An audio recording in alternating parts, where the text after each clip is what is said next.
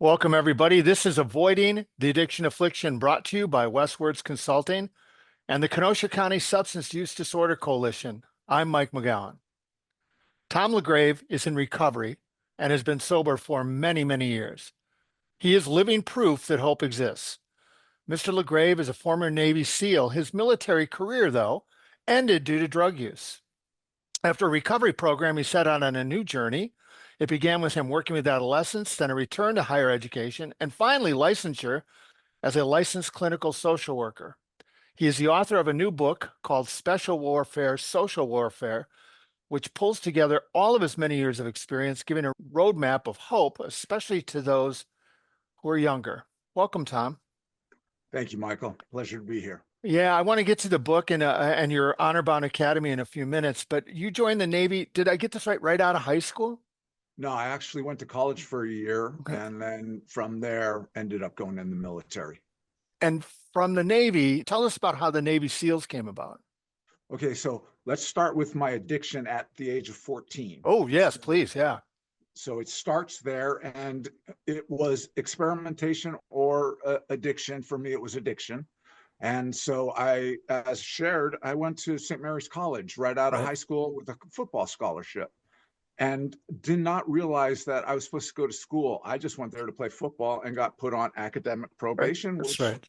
lost the scholarship, which meant I had to go back to my parents' home. And from there, at that point, I'm not willing to live under the rules of my father. And so I decided the best way to find my way out of the home is to have something that's legitimate. 1979. So Vietnam just ended in Hmm. 1975. Nobody wanted to go in the military. And I'm like, well, let's make something of it. Always wanted to be a doctor. So I went wanting to be in the Navy as a hospital corpsman. Hmm. So I end up in boot camp and find out in the third week you can take a screening test to become a Navy SEAL. And I'm like, yeah, well, let's try it out. I went and I passed and ended up on the Silver Strand, starting BUDS, basic underwater demolition SEAL training on August the 27th, 1979, graduating class 106, February 29th, 1980, and then went to the teams. And here's the thing is, at 14, my addiction came with me. I did not find it in the military. I did not find it in college.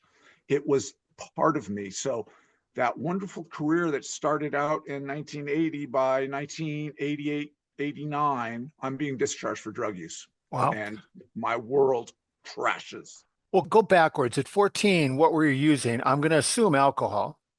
Okay, so here's the thing is I graduated from high school in 1977, Led Zeppelin. All that we had was really not very good marijuana, Yeah. and was called crosstop speed. They were little white pills. Yes.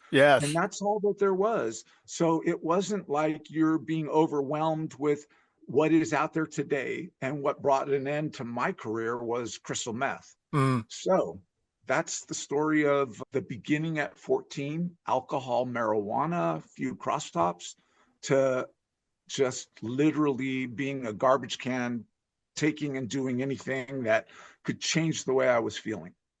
The SEALs training is legendarily difficult. Yes. Well, here's the thing is, from my perspective, and this is only me saying it, is you do not create SEALs. We're born. And Mm. what it is those that have the capacity, and I'm not the only one. I went to school with really good athletes that I don't doubt could have graduated as I did, but you had to have been given the opportunity. Nobody going in at that time was going to go in the military, and then they did not know anything about special forces. So at that point, I'm just following my bliss. Huh. How did they discover the addiction? Okay, so in the beginning, I went into the military under the Carter administration, and Mhm. within the year, it was the Reagan administration. During this time, the military morale was horrible. There was an incident in the desert with trying to get the hostages in Iran, and that was the catalyst that changed. Ronald Reagan saying, okay, we're going zero tolerance and we're going to rebuild the military. And what you see today is that product. And so that was in the early days, there was no urinalysis, there was no cutting your hair Yeah, to look yeah. at it. And it came about as I was already in the military, as I was already in the teams. And the thing with it is, when it first came out, I was a hospital corpsman. So the command would get the notice that we're going to do a urinalysis. They would call me, get the bottles ready. So I knew ahead of time and was able to maneuver and make sure that I and anyone else wasn't going to come up hot.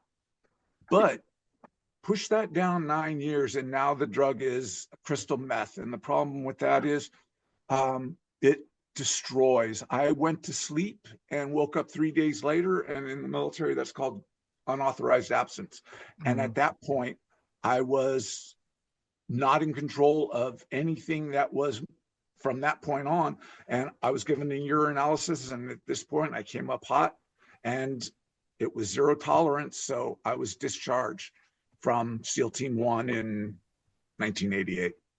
Prior to that, in your book, you talk about during the SEALs training, the easiest thing to do is ringing the bell. Yeah. So what is trying to be done is the class started with 110 individuals. And from that 110, we graduated with actually a rather large class of 55. And what it comes down to is in that 6 month period, there's 3 phases, first, second, and third. And the easiest thing you can do at any time is in the corner of the compound at basic underwater demolition SEAL training, there's a bell. And if you go and ring it, you take off your helmet, you put it on the ground, and you're out of there. And that's it, that fast. No do-overs, No questions asked. no questions asked.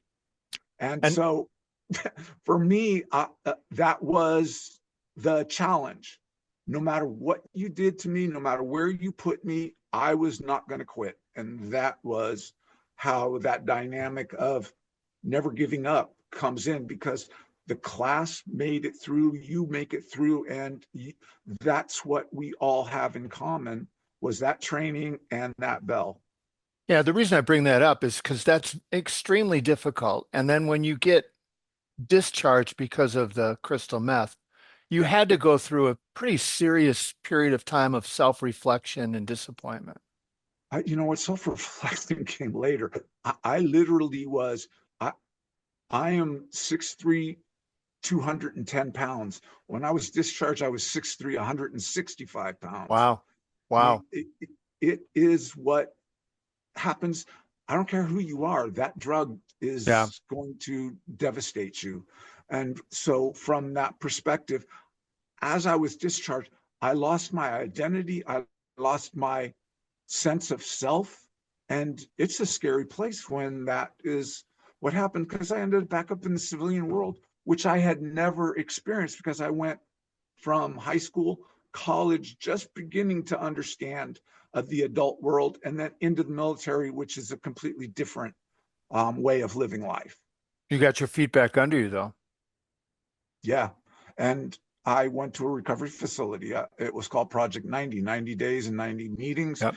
And the thing with that is it broke the physical addiction, but living life, I was clueless. And at the end of a year, I was at that place where I'm not sure that I'm going to be able to make it. I'm not sure that I'm going to be able to not quit Hmm. using. And so I came up with, in the recovery facility, I'm told, and I would share with anybody that's in the same circumstance, whatever the issues that brought you to that use of drugs has a story back in childhood. And what you need to do is go back there and figure out what it was. And for me, I was not able to go and see what was there, nor was I able to feel, because in the military, they shut off all those Hmm. emotions. And then the drugs on top of it. So the bane of all men is experiencing our emotions. Yep. And that was the way it was for me, that I was able to do that.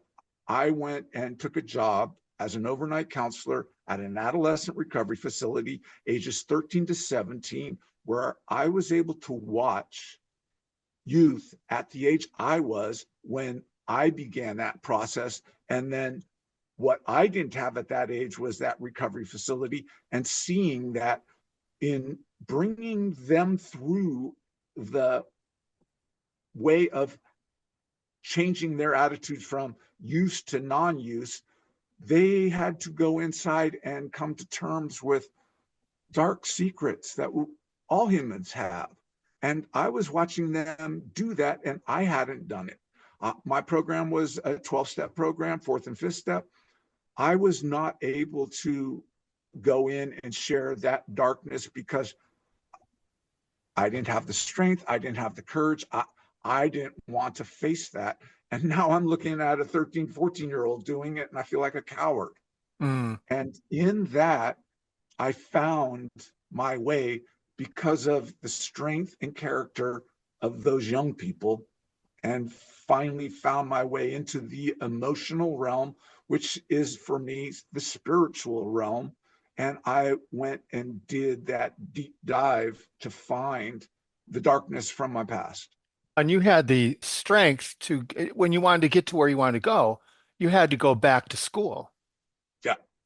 Working with these kids, I lost my purpose and meaning when I was discharged and Hmm. found it working with youth. And not only found it, but found that I had a talent and an ability because young people responded to me.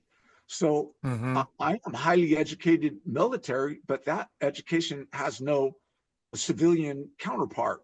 So at that stage, I didn't want to go back to school because I didn't feel as though I needed to, because there was still a lack of humility in me. Long story short is I got past myself. I saw that what was happening with youth where they were coming to me and or sharing things with me, and I didn't have answers, and that was unacceptable. And because of that, I returned bachelor's, master's, license, board certification, and now 35 years of experience with young people and all people across the board. And you talk in your book, I think rather eloquently about the society we live in right now being divided into the me's and the we's. Actually, it's the haves and the have-nots Yeah, are well, what's that's it. It's presenting absolutely, themselves right now. yeah. And I don't think that the country is aware of what's going to come on Monday.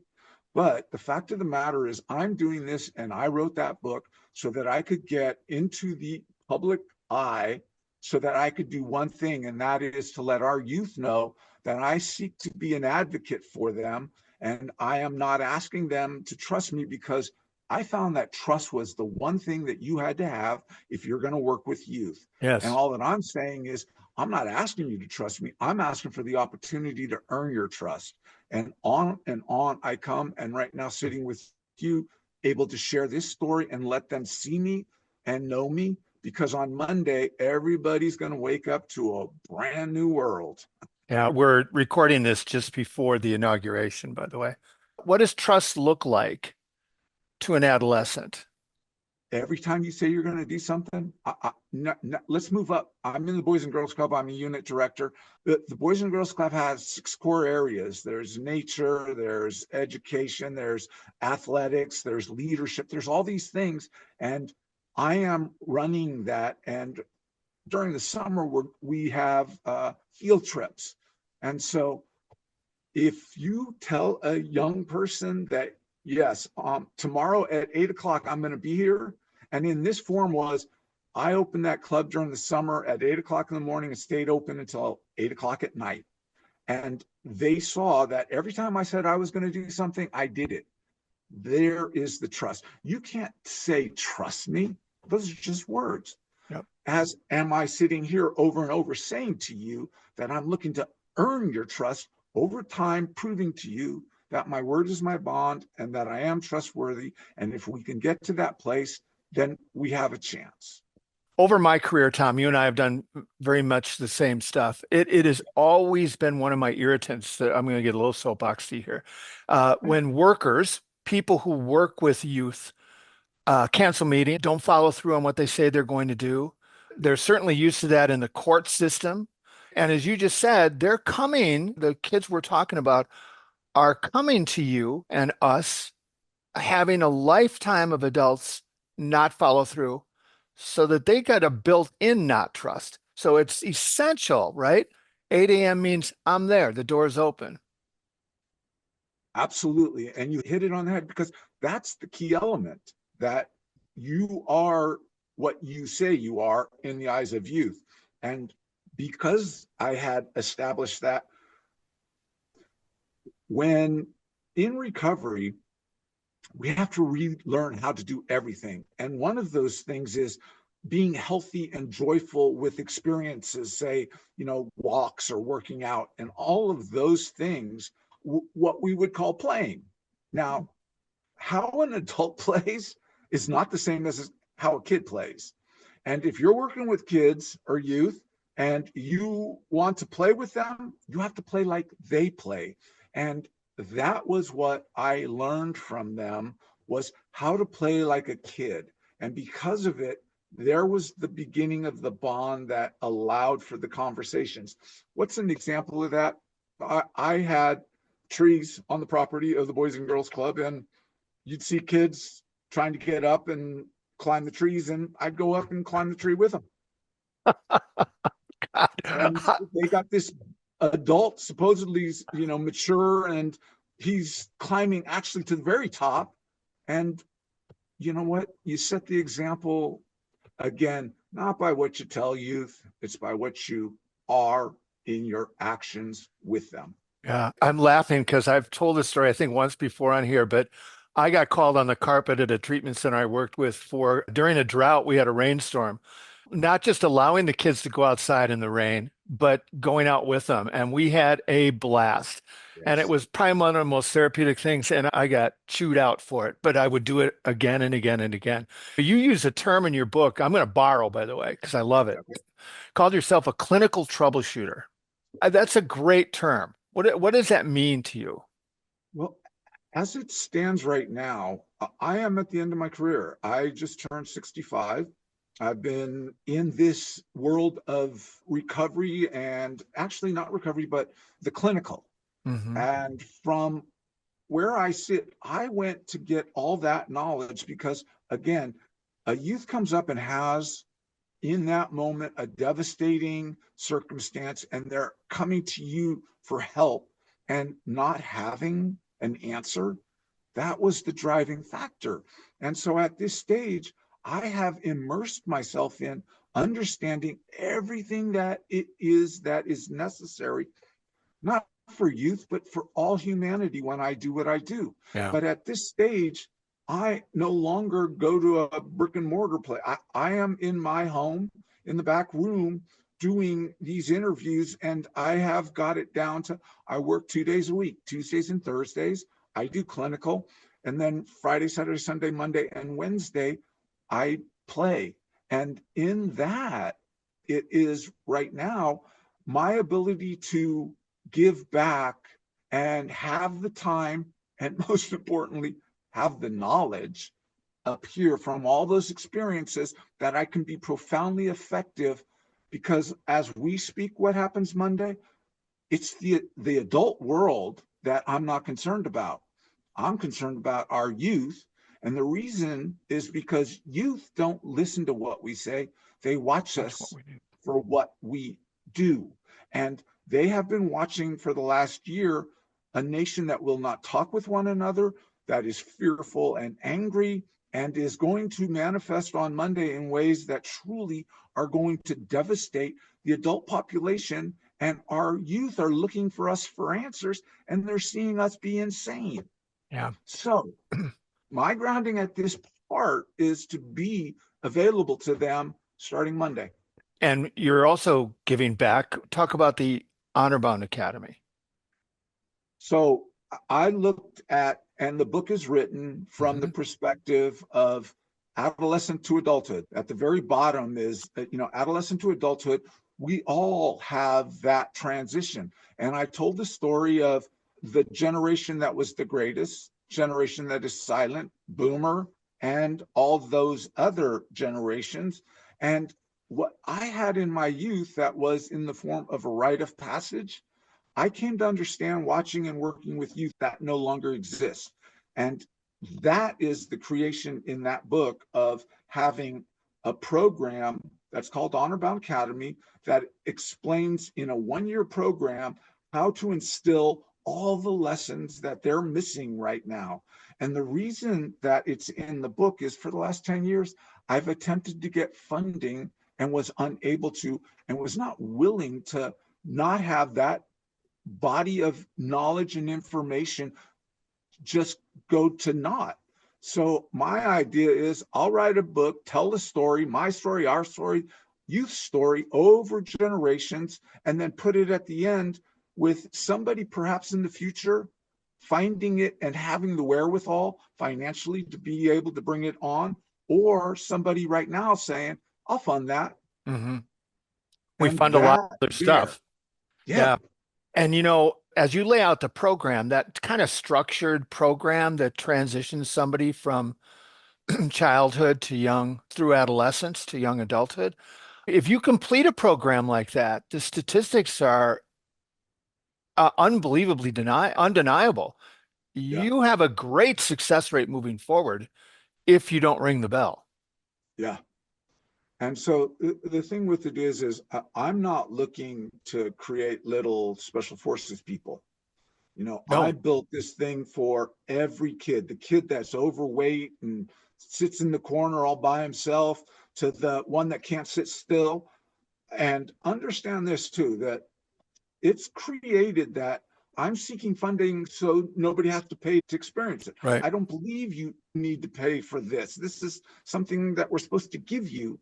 And so understanding that perspective is at this point with the program having not been able to run actually to prove, merit that it works,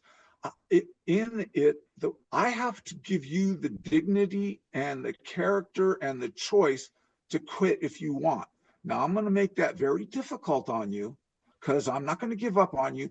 But at some point, there are some folks that their path is going to take them to places that we see that we would rather they not go, but that is their life destiny.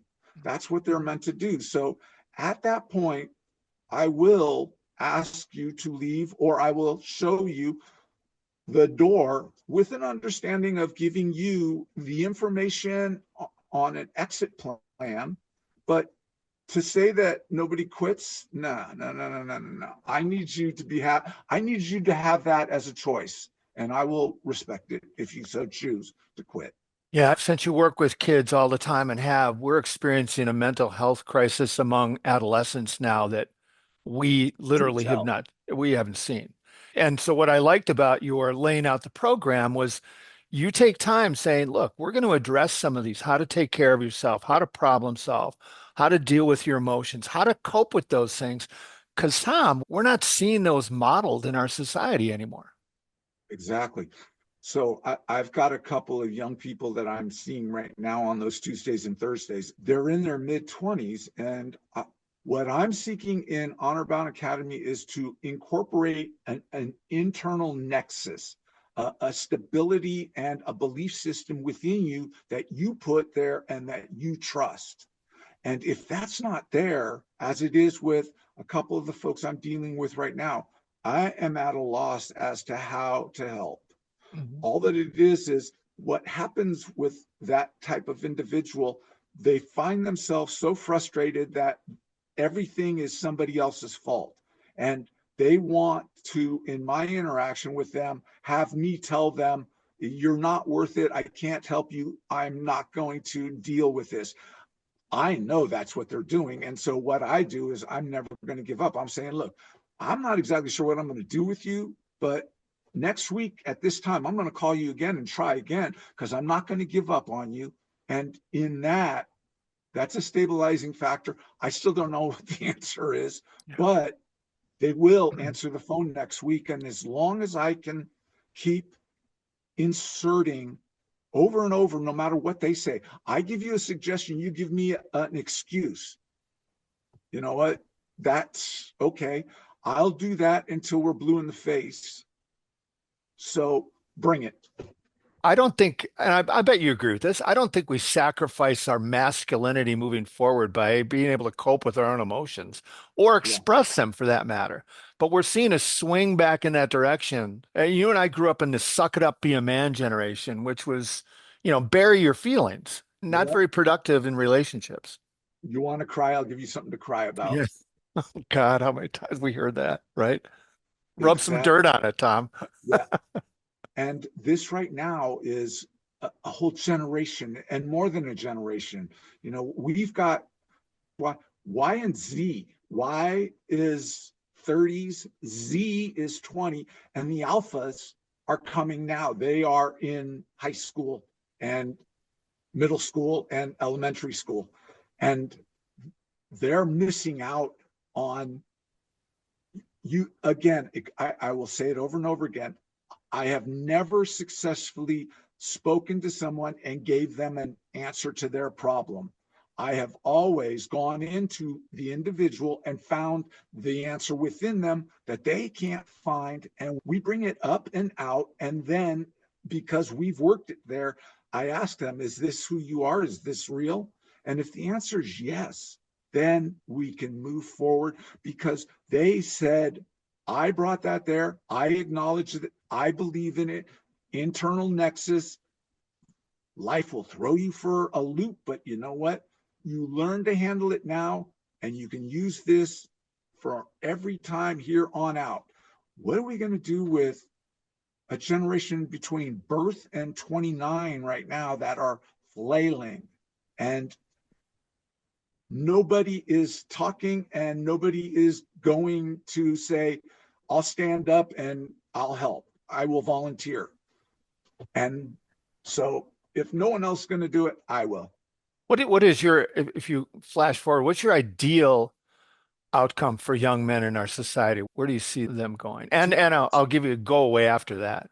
Yeah, no, to be perfectly honest with you, I really don't know what's coming. Hmm. And so I have to adapt to what I see and experience to know what direction we're going to take. And my military career and my professional career have put me in a position to be able to not have the answer and know in the moment that I can find something and we'll make it work. Mhm. And right now, all that I can say is to a generation of youth, no matter where it takes us, no matter where we go, I'm going to be there with you. Outstanding. Do you think we can change the me to the we? Can we Margaret, bridge that gap that is so wide right now? yes. So Margaret Mead years ago said, don't ever underestimate the small group of individuals who are dedicated to changing the societal norms and do not underestimate them. I don't need an army. I just need a group of individuals who are willing to give everything. And in showing our youth that we will do that for them, then yeah, I believe that there are circumstances that can change for the betterment for many individuals. I do too, Tom. You know, happiness is so much of a better model for living your life than disease, right? And optimism is so much better than the opposite. The book is special welfare, social welfare, and what I like about the last part where we talked about the Honor Bound Academy is it's a really nice guide for, am I doing this with my own kids? Yeah. Am I doing this with the people that I know working with? Tom, thanks so much for your time and your efforts over the career and for being willing to share your story. Appreciate it. Yeah, and to have a like individual that we're out here, Michael. Yeah, we are. We are here now. If I could just share, I have a website, thehonorboundacademy.org. Academy.org will take you to my website where you'll see everything that I am, including all the various types of social media platforms and everything that I am and everything that I espouse, including on a regular basis, submitting more information in the form of stories. You can find me and it at thehonorboundacademy.org. And I appreciate you for giving me this opportunity. Hey, it's great. I appreciate you. And those of you who listen regularly know that there are links on the blurb for Tom's book, his socials, for the Honor Bound Academy. Please go to them. For those of you listening and watching, I hope you find hope wherever you are listening. Be safe and keep moving forward, regardless of what Monday brings.